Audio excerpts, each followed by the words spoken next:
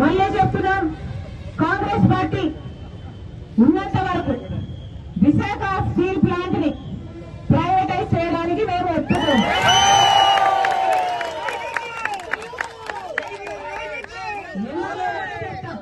ఎందుకో కూడా చెప్తాం. పక్కనే జింక్ ఫ్యాక్టరీ ఉంది, గుర్తుందా? పక్కనే జింక్ ఫ్యాక్టరీ ఉంది, దాన్ని తీసుకెళ్లి వేదాంతాకి ఇచ్చారు, ప్రైవేటైజ్ చేశారు, వేదాంతాకి ఇచ్చారు. ఇప్పుడు జింక్ ఫ్యాక్టరీగా ఉందా? దాన్ని మూసేశారు. అంటే అంతమంది ఎంప్లాయీస్ వాళ్ళ జీవనోపాధి కోల్పోయినట్టే. అంటే ఇప్పుడు జింక్ ప్లాంట్ లో అసలు ఉపాధి లేదు. ఇప్పుడు వేదాంతాకి ఇచ్చారు, వాళ్ళు రియల్ ఎస్టేట్ చేస్తారు. అదే జరగబోతుంది ఇది కూడా. దీన్ని ప్రైవేటైజ్ చేస్తే ఈ 30,000 కుటుంబాలు రోడ్డున పడతాయి.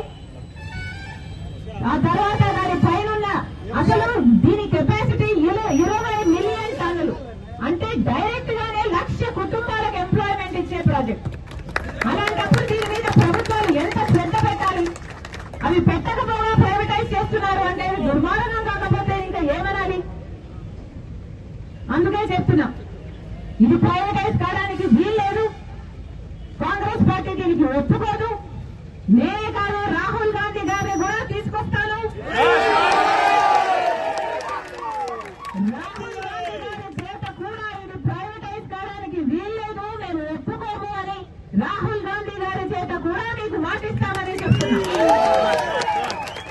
మేనిఫెస్టోలో కూడా, రాబోయే ఎన్నికల మేనిఫెస్టోలో కూడా కాంగ్రెస్ పార్టీ ఈ అంశాన్ని చేర్చబోతుంది.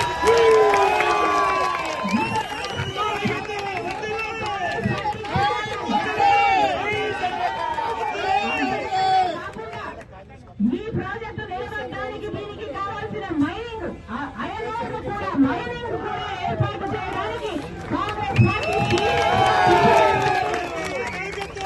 అంతేకాదు ఇంకా వీళ్ళకు ఉద్యోగాలు రాని 8,000 కుటుంబాలకు కూడా, ఆ బిడ్డలకు కూడా ఉద్యోగ అవకాశాలు ఇచ్చేటట్టు ఈ